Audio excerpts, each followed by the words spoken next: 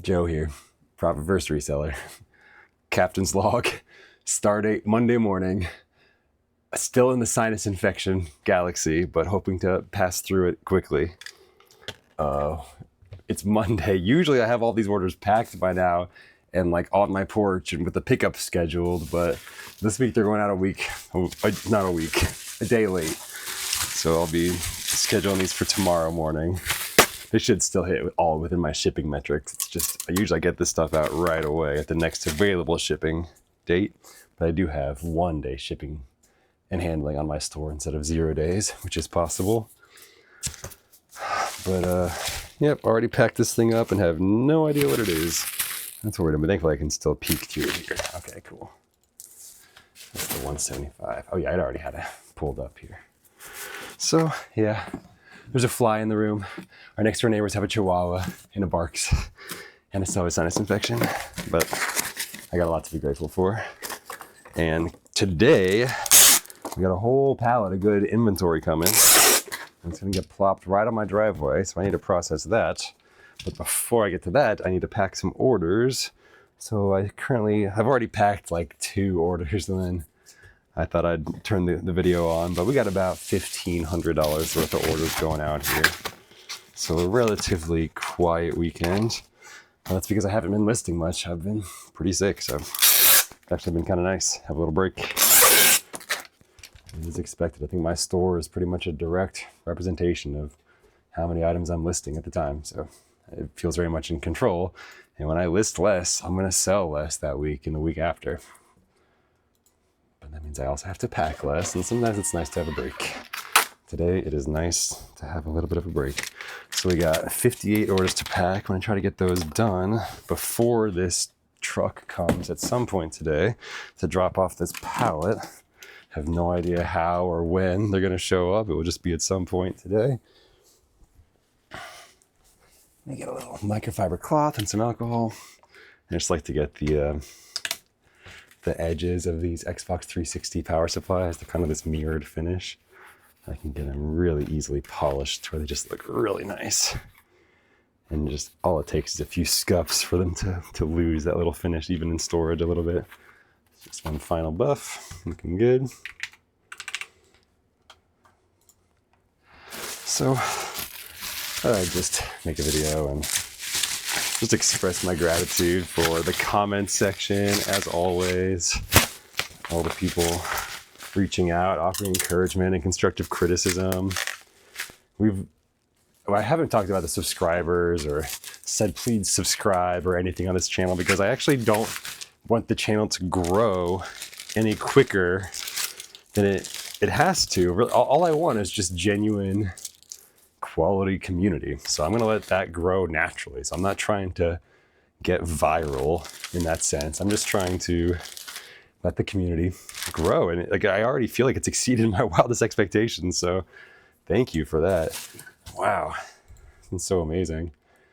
I still think back to when J-Ride Flips left a comment on one of my videos within the first month or 2 of me starting to release content. And that was just so inspirational. Like, all right, I'm on the right track. Like the right people are watching this. Then I've continued to find over and over again how many smart and intelligent other eBay resellers there are in the comments.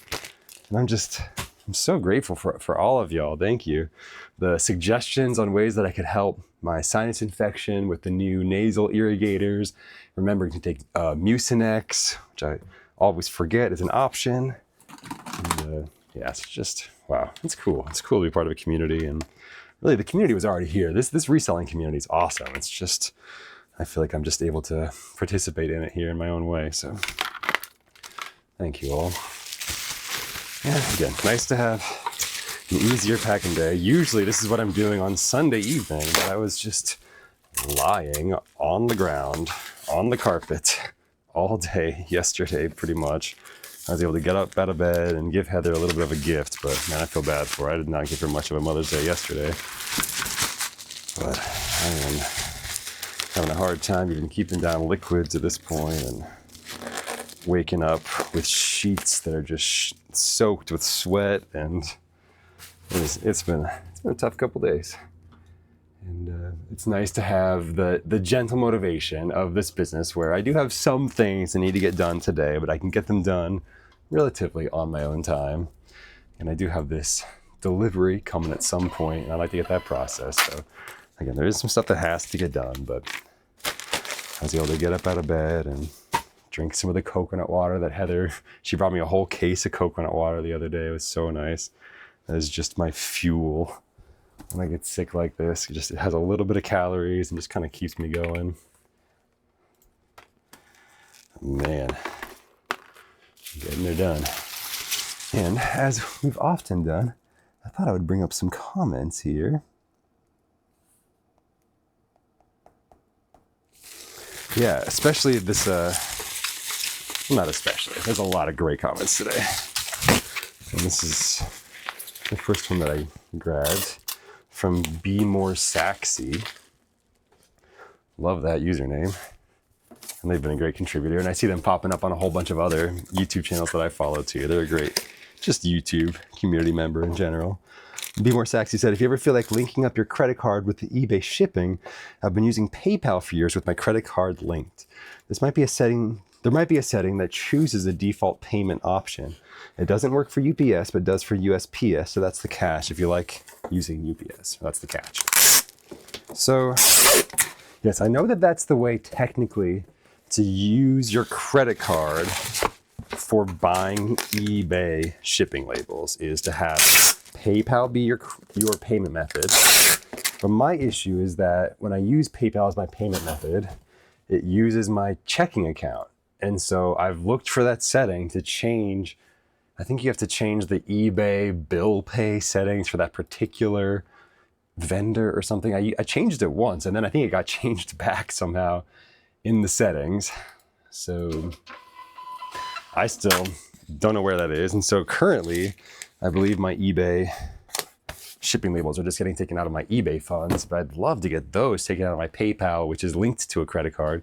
So if anybody in the comment section would like to leave the exact setting or the exact page on PayPal for where to link your credit card, that would be amazing. I think helpful to a lot of people probably. I'm always happy to take a little bit of money from the credit card companies, knowing that I'm one of the people that actually pays off my credit cards, and I'm just scraping those credit card points. So I would gladly use a credit card, get those points. This is a Google Stadia controller. These are cool. I get these a lot. These sell for $18.99 plus shipping in my store. And they do need to be often updated to, I think, what it's called Bluetooth mode, which is just like a more universal mode, because I don't think Bluetooth Stadia really exists as it was anymore, but these controllers are still really good. They do have a demand, of course. They sell for $18.99 all the time, and I usually bundle them with a USB-C charging cable, but they are wireless. And so you just need to plug it into your computer and bring up a certain page in your Chrome browser, and you can update these to Bluetooth, and then they're ready to use on any device. You can also test them like any other controller by just plugging in your controller and bringing up the web page that I use, which is hardwaretester.com/gamepad. And it's just, if you literally search controller tester, it's probably the first page that pops up, but it is just a little web page app. And it just needs to take a space in your browser. You don't have to install anything. And you can test pretty much any USB enabled controller by just plugging it into your computer. Sometimes for the older or more obscure stuff, you do need to install a driver first, but for most of the modern controllers, just plug it into your computer via the correct USB cable, and it should just pop right up on that web page. It's pretty cool. And you can test the joysticks and the buttons and all that. So that's what I use personally. It's the most responsive app. It's really the best designed one. So yeah, if anybody knows how to link that PayPal credit card, that would definitely, I think, make a lot of people here in the community a lot of money. Man, I don't know how to do that. Okay, make sure I look up these model numbers before I wrap them up. Okay, good. Good. So thank you, Be More Saxy, and hopefully you or someone is able to show that exact page. 'Cause, man, that would be great. So I do buy a good amount of labels on FedEx, and they tend to be expensive labels, and making an extra couple % on credit card points would be pretty cool. So the next one, Ryan Birchfield Music said, I listed 26 items today, mostly PS4 games that I got in the lot. It looked like 5 to 6 of those 21 games had a good sell-through rate. I hope this was a good decision for my store, but some of the games had a slower sell-through rate. Only paid $70 for it. Thanks for what you do. Well, thank you, man. Ryan Birchfield Music. So yeah, I did write a comment, but I got a couple thoughts here. And Tech and Sports said, pretty much any business model except low volume, low margin can work. And that includes low sell-through rates. But there are some downsides. I recently had somebody from the community reach out, and we ended up talking over eBay. And I looked at their store, and they had a lot of high quality items, but from at least the most recently items listed to their store, I was having a hard time finding sold comps. Maybe there'd be one, usually none. And I didn't go into Terapeak or the product research. Maybe there would be more if you extend the window out to 90 days. But essentially what that's telling me, there's just not that much demand for that particular item, even if it is worth $69.99 or $99.99 plus shipping theoretically. I think it's important to recognize that there's also what I think people would consider a cash price. It's essentially, if you wanted to get cash for this item right now, what would you expect to get for it? And that really is more about the item's value, but it's going to bring in the extra factor of demand as well. So if it's a high demand item, then it should be close to the full value of the item. If it's an iPad or an iPhone, the cash price is pretty much the same. But for a low demand item, that gap increases and it starts to be less and less, or maybe a smaller and smaller fraction of the item's total value if you wanted to get money for that item right now. And so I think it's just important to recognize what kind of business model you have. Oh, actually, this is not even necessary for this. Whew. These Wii U power supplies are so durable. I found them with just a few layers of bubble wrap. They're fine in a poly bag. So essentially, this is a lesson that I learned too. When you have to take sell-through rate into account, and that's why sometimes you have to just take way less for an item than the full value might be.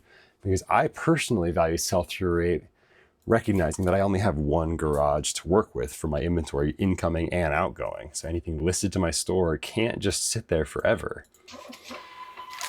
Now, there's also some factors to that, right? Now, if the item's this big, not as big of a deal if it sits around for a while. So there's a lot of components to this when you're evaluating if an item is worth listing to your store or not. If it's the size of a vacuum cleaner and it's slow selling, mate, that's like 2 knocks against it. But what if you can get it for $10 and the value's $500 if you wait for the right buyer? Again, it's different for everybody. You have to evaluate what your business model is. For me, I'm trying to only buy things that will sell within the next month or two.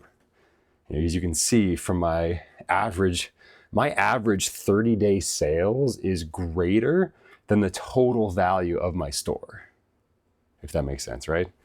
Like I only have like $34,000 of stuff listed to my entire store right now. And in the last 31 days, I sold like $40,000 worth of inventory. So in another way of saying that, my store does not have enough items in it to sustain even a month's worth of sales at that rate. Like my store depends on me to continue to pump these high quality items into it. This is not a business model where I can just walk away and expect my sales to continue. Like they will continue to some degree. Like I have not listed actually any new items to my store in a few days. We're still getting a few $100s worth of sales per day. So maybe that's what my store would maybe continue to do for a little while. It's maybe a few $100 per day of just those other repeatable items and the really slow long tail items that will eventually sell. But if I want to keep up this rate of $1,000 a day or higher, that requires constant work. And it's about that ebb and flow. Right now, I'm actually grateful for less sales because I want less stuff to do today. I have less orders, which means I can get to that incoming pallet today, whenever that comes in. So back to Ryan Birchfield Music here, right? Video games are actually not are actually a pretty good thing to sit on. If you're gonna sit on something that's slow sell-through rate, video games are relatively small, super easy to categorize. They have the labels built in on multiple sides. So they're just really easy to just throw on a shelf and be able to find really quick. You don't need a really complicated inventory system for video games. So you can handle a lot of them at a slower sell-through rate. So if you were gonna hold on to some inventory that's slower sell-through rate, video games are not the worst thing, but I don't like holding on to even slow sell-through rate video games. So if I see a video game and I'm not confident it's gonna sell on my store in the next month or so based on the sold comps, then I'll just sit on it unless it's a really high value item. Now, if the video game is more than $20 on its own, I'll just list it and let it sit, because again, I don't mind sitting on a $20 video game for a few months and letting that be one of the slower items in my store. If I am gonna have some slower sell-through rate items, again, I think video games are one of the better ones. You don't wanna be sitting on a whole bunch of slow sell-through rate vacuum cleaners unless that's your business model. I don't wanna be, sorry. If you are, I think there's probably a ton of money to be made, because I don't wanna do it and a lot of people probably don't wanna do it. And if you have a storage unit and you like vacuum cleaners, that's probably an awesome business model. It's just not for me. I'm trying to keep my space needs small, so I don't need to expand beyond the house here. So for Ryan, who I just lost the recording. Okay, 1 second. All right, hopefully we're back here. Are we back? Yes, we're back. Okay, cool. Yeah, so thank you to Ryan for that question. And okay, so let me actually say a little bit more about that. So basically my strategy is, if it's not a high sell-through rate game, or if it's worth less than $10, for me personally, I'll just save it in a stack of bulk discs and I just sell lots. I'll sell a lot of 30 assorted game discs for Nintendo Wii, is what I call it. And I make sure there's no duplicates in the lots of 30, and I sell them for $30 to $40 for a lot of 30 game discs, and I'm just able to get them out of my life for about $1 a disc. And it takes me very little time, and I don't know who I'm selling them to, maybe other people that are just buying a console and grabbing them for a few of those games for a good deal, or other resellers, or other game stores, whatever it is. I can see a lot of potential buyers for a whole bulk game, a lot of game discs like that. And it's just a way for me to stop sitting on games that don't sell quickly. So if I were you, I would have listed those high sell-through rate games, and then I would have just saved the rest of those games to make a lot that's going to sell maybe for slightly less money, or maybe a good amount less money per game. But if you have to list each game individually, that time that you spend listing is reducing the hourly rate, whereas listing 30 games at once is going to be a lot more efficient in a way. So it's just something to do the math on. I'm going to get a new fresh roll of bubble wrap here.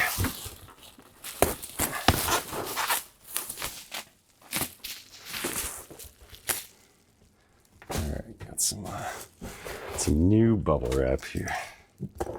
I use this dog leash just clipped onto a couple hooks on my wall, and that has served me well for many years. Need to remove that starter tape here. Yeah, so that's basically what I talked through with Ryan Birchfield Music. But hey man, 26 listings up on your store is going to be supporting your store no matter what. But 26 high quality, high sell-through rate items, you're going to feel that a lot quicker and get that snowball rolling a lot more quickly. So something to consider here. Cool, eating food is fun. Long time commenter on the channel, thank you. Said, hey, I'm not sure if it's the same machine, but my buddy bought a similar machine, and there was a YouTube video on how to jailbreak it to get unlimited cleaning. I think it's so ridiculous. If you pay that much for a machine and have to keep buying cartridges, there are plenty of machines where you can just buy replacement pads, cleaning solution instead, and it would likely be cheaper and feel less scummy. Honestly, I'm not super qualified to talk about which machine is best. I'm sure Chase After the Right Prices community would be able to help more with that. Awesome. Chase After the Right Prices community is amazing. Thank you for that. Yeah, I've been on the Discord before. I'm not a current member of the Discord, but I've been on there before, and they were all super nice and welcoming. And yeah, I agree. This is Elm. We're talking about the company, and they sell you cards that only allow you to use their machines for a certain number of minutes before you have to buy another card from them. And that does feel scummy. I agree. Unfortunately or fortunately, however you want to look at it, I've just found it's the lowest maintenance and the most effective disk cleaning solution and disk resurfacing solution for me. And if there was another machine that took pretty much zero maintenance like this one does, I just have to wash the pads every few weeks. I have like 4 sets of pads that I rotate through. That's the only maintenance on this thing. It's been pretty incredible. I'm just priming the pumps a little bit before you start. And the machine works flawlessly. It's never damaged a disc or anything. Produces amazing results every time. So I'm willing to pay for the performance, even if it feels scummy, unfortunately, because it's making me money in my business. But yeah, I'd love to hear the alternatives. And I know there is a way to kind of hack the machine, but of course, I'm sure that would void your warranty, and the company does offer warranty service. And this is just a machine that I expect to keep in my business for a long, long time. And I expect to use this until it breaks and get it repaired. And so I'm just going to keep on paying the piper. Like I said before, it actually ends up, I only have it at this rate. I'm still on my first card, and I've had this thing for almost a year. And it only costs like $100, and you get the card for 800 minutes of usage plus the more solution from them. So you are getting something of some physical value. And in a way, I feel like I'm just buying service from the company for this machine that happens to work super, super well. So we're talking about the Elm Eco Pro 2. Elm is the name of the company, ELM. And they make amazing products. It's weird, the business model that they have. But it keeps you kind of continuing to buy stuff from them even after you bought this initial machine that has a pretty high cost right off the bat. So at this point, I'm just going to continue to pay up. Just doesn't seem like that solution is dependable enough. I haven't seen enough people using it repeatedly to really trust it for something that I use to make money in my business every day. So thank you. Eating food is fun. I appreciate you looking out. So we got another fun comment here from Rick Jones, 3965 says, I'm at a point right now where I'm selling 30 to 50 items a day, leaving me no time to focus on items I need to be listing. The anxiety throughout the day of knowing I have to package all this stuff is killing me. It's making me hate everything and everybody. Man, that is so tough. I remember, sometimes when I was working in the restaurant where we would get an order and I would get that sinking feeling in my stomach of like, oh no, not another one. And then another voice in my head would be like, oh no, not another one. This is your business. What do you mean? Like you need orders to live. It's just, it happens to not be quite at the right time. But I think it's important to maintain that attitude of like, most resellers do not have the problem of too many orders coming in per day. And most restaurants do not have the problem of too many people coming in and ordering food from them, right? A lot of restaurants are having a hard time right now. So here's what I would say, and I'm sorry, and I know it's hard. Man, I don't even know everything that you're going through, Rick Jones. And one thing I noticed in the restaurant is some items that people would order, I'd be like, yes. If that order came up on the ticket at the restaurant, I'd be like, I know they're gonna love it. It's easy to make. I'm already prepped. Let's go. Sometimes they'd make an order for that one item on the menu that I wish I had already taken off the menu because it takes forever and it's not really easy to prep and I have to do all this stuff. And even then, it doesn't always come out that well and you're gonna have to wait longer. And it was actually, a lot of it was dependent on me pre-planning and like setting myself up for success. So for you, if you notice certain items when they get sold, you're like, okay, great. I know how to package and ship that quickly. Great. And some items, those are the ones that give you that sinking feeling. Maybe it's time to focus on how to make that easier for yourself in a preparatory fashion, right? So a lot of a restaurant going well depends on good prep and prepping all of your ingredients and all of your entrees and everything ahead of time, the most you can, right? For me, what I would notice, what gave me that sinking feeling in my eBay business is when I got a bunch of orders for large items all at once, because that for me meant getting a bunch of boxes, packing them up, using a bunch of bubble wrap. It was more physically exhausting, and that made shipping a lot more of a task. Whereas for me, just shipping 30, 40 small, easy, light items for me was easy. I could just throw them in, throw them out, throw them into my IKEA bag and be off and ready. So what I've done to adapt to that, noticing that feeling in myself, is I pre-pack all of my large items and just label them with a SKU number that matches, and then I have them all in my garage. And so when an item sells that's large, all I have to do is put a label on it. And so these days, when I have to pack orders, all I have to do is gather my big boxes and put labels on them. And those are almost easier now than my small items, because my small items I have to still wrap with bubble wrap and put in a poly bag. So I've actually been able to make those the easy ones by putting in hours of work ahead of time, because it is hours of work to package up large items. It's also a good way to keep yourself honest. Like, you don't want to be pre-packing an item that you're not sure is going to sell, right? And I think that's a good way to check yourself and make sure, like, does this item have the sell-through rate to support all this effort? Now, when you do that much work ahead of time, you've bought the item, you've listed it, you've now packed it, and still with nothing in return. That really is the ultimate delayed gratification, right? Do all the hard stuff first, and then you wait for the payment at the very end. But I think that's the way to do it, to make sure that in the moment when you get those 30 to 50 item days, which is fantastic, I think that you feel more ready for it. So that's what I noticed in that transition to more full-time and selling a lot of big stuff and expensive stuff. Just pre-pack anything that would give you that feeling of like, oh no, another sale. Like, no, another sale should be good if you can, especially if you can prepare for it. So, man, so sorry. I can tell just the emotion. Like, it's tough. This business will take a lot out of you, and it is important to take breaks, when and where you can. So I feel for you, man. Rick Jones. Yeah. And if you are selling 30 to 50 items per day, that's where the money's being made. So maybe you don't need to be stressing out so much about listing as well on those days. Now, it doesn't have to all happen all at once. There's an ebb and a flow to it. On my days that I pack a ton of orders, I list less. Like, I don't hold myself to a specific, I need to list a certain number of items per day. I just, make sure that I'm putting in a good effort, and I'm trying to focus on the right things. For me, that's been working out all right. And so on the days where I list, I try to list a lot.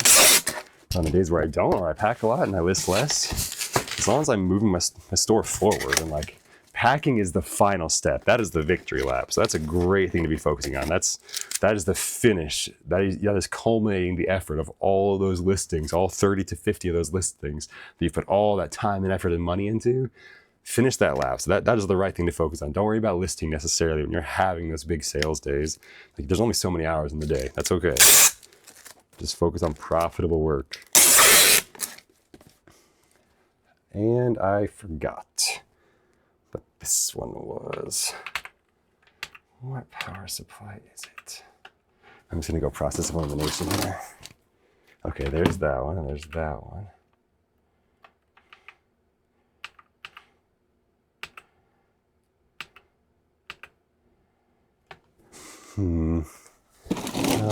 I should open it again. Okay, I'm getting loopy. I'm gonna pause it for a second here. All right, we're back. I'm just gonna open this box and see what the power supply model number actually is. I should always be verifying that the correct one got picked and just everything matches up. So I'm gonna pull this thing out, read the model number 1503. See, I was gonna do it. I think I was gonna guess the wrong one on this, so I'm glad I looked it up. It's annoying, but you gotta do it. So I'm gonna rewrap this thing. And yeah, man, Rick Jones, keep it up, bro. You're doing the right thing, I think. Sometimes you just can't do it all at once. Okay, so this is another YouTube creator. Man, on days like this, I'm feeling so sick. Honestly, like, I'm still continuing to question if I even want to record a video, but man, it's so cool. I'm remembering and I'm realizing in a way that I never really have, how there's so many amazing real people behind all the keyboards of all of these comments and these YouTube channels. And here's another one that I want to really highlight. This guy is so cool. He's called Document Media, and ment is spelled M-E-A-N-T, as in I meant it, or like meaning. And I think it's a really fun word. So Document Media. And this is another a reseller, but he's really so much more than that. He's more like a filmmaker, and he finds bikes for free or cheap online, and then fixes them up and sells them again and takes them on bike rides, and it's just seems to be living the life. I think he's like near the Gold Coast of Australia. I'm not super familiar with Australia geography, so don't hold me to that. But man, it just seems so beautiful out there, and the guy's got such good vibes and criminally underrated. I think he might still be under 1,000 subscribers, and the quality of the content is just like the editing and the video and the angles and the amount of locations in each video. And he's actually fixing up bikes, and for me it's cool because I'm seeing brands that I haven't heard of that are more popular in Australia on bicycles. So man, he's so great. So definitely worth looking into. He also mentioned that a podcast version of this would be great. I essentially see my YouTube channel as a podcast. This is what it's just a dude talking. This is just dudes talking. That's all it is. Yeah, I'm just yapping over here. Yeah, I wonder how much work it would be to actually get this released as a podcast as well, so everybody can hear my super loud tape in audio form as well. How lucky are we? Document Media, what a dude. So cool, so cool. It is reselling. It's also bike repair. It's also just beautiful filmmaking, and so cool. This is David Paleo. So I was just on David's YouTube channel, Active Apparel Zone, where he documents his life. He's got a big old warehouse. He's got employees, VAs. He's doing it, man. He's got a whole operation going on, as well as just being an amazing social media on Instagram and YouTube. He's successful everywhere. The guy is just honest and likable. Definitely worth checking out. I mean, I'm sure you've already heard of him. He's got 20,000 subscribers on YouTube. The dude's crushing it. But yeah, it was really cool to be on his channel this week. If you haven't seen that, definitely check it out. His YouTube, you can just search David Paleo, but his YouTube is Active Apparel Zone as well. Just good people. Super good people. So worth checking out. Just so cool to see all these creators reaching out, man. It's amazing. I'm really starting to feel like I've got like coworkers in a way, but like they're the coolest ones I've been looking up to for so long. So speaking of cool people, we got ABCDEFGH1, who's been offering so many amazing, thoughtful comments. It's a new video discussion topic. Let me get this tape down here. Are there any specific settings for your eBay store that you believe have increased your sales? For example, the store layout, the way you use coupons, promos, branding, or anything else? The store concept in eBay feels very underutilized, and I feel people don't really care about the look, feel too much at all. They just need some basic categories to browse and a box to search. Keen to get your thoughts. Okay, thank you so much. Yeah. If there are huge advantages to the store, I'm probably not using them. As I said in the comment there, in my whole 6 years of eBay reselling, I've probably spent about an hour on my actual store. Like I found a Creative Commons or whatever the license where I could use it commercially. I found a silly little image of Darth Vader and some Stormtrooper little toys, because I thought it was kind of fun and fit the theme. And then I found a little logo for my company, Joe & Co., like a little circuit board thing. Or maybe I had it generated on my Canva or something, I'm not sure. And I'm just like, yeah, I just did the bare minimum. I just have the most recently listed items to my store shown at the front, because that's where my best stuff is. I also utilize a store newsletter. So for me, that's essentially free advertising. So I just have, if you do pay for a store, any level of store, I believe, on eBay, you can use the store newsletter. And it's essentially free marketing. So I have a newsletter automatically send out once a week to all of my previous customers. That can be thousands. And I send them out a little newsletter. It's automated by eBay, and it just shows my most recently listed items to my store so people can see if there's any new items they want to grab. And that has generated some sales. And again, it's free. It's free advertising. So I really don't see any reason not to. And that's essentially all I've done on my store. I just haven't been convinced that there's more benefits. I could create custom categories and make sure to put each, but that's just more clicks for each item on every listing. And I just want to get out more listings. Like, these items are selling. And for me, all I need to do is just try to focus on removing the obstacles to listing. So I'm really hesitant to make my listing process any more complicated than it needs to be. Even with the whole categories thing, trying to figure out which category does this go in on these stores. Like, I just let it be automated by eBay, just the automated categories. And that's just, people can search by video games. Like, the categories are already there. I don't feel like I need to be further categorizing these items.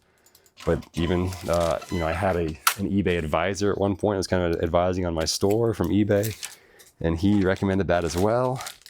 And I'm not convinced that that's going to be worth my time. Versus just, I think my items are still going to show up. I got the right keywords. They're going to show up in search. And that is my customers, or customers that are just searching these items, whether worldwide or on Google, and I'm getting them through promoted listings, or if they're just searching it directly on eBay. I just need to be searchable and have good metrics, I think. So I'm curious to hear anybody else. If you want to leave in the comments any more store tricks, any other perks. Obviously, you do get that store coupon on the eBay shipping supplies store. So I just always use that to buy whatever box I happen to need at the time. And you get a new coupon every quarter. It's essentially free money in like shipping supplies. Gotta get the model number here. Portal of Power. Yeah, these Skylanders portals sell all day, but not for a ton of money usually. Occasionally, the Xbox One and the PS4 ones will sell for a ton. This one only sold for $6.99 plus shipping. This is the one for the PS3 and Wii.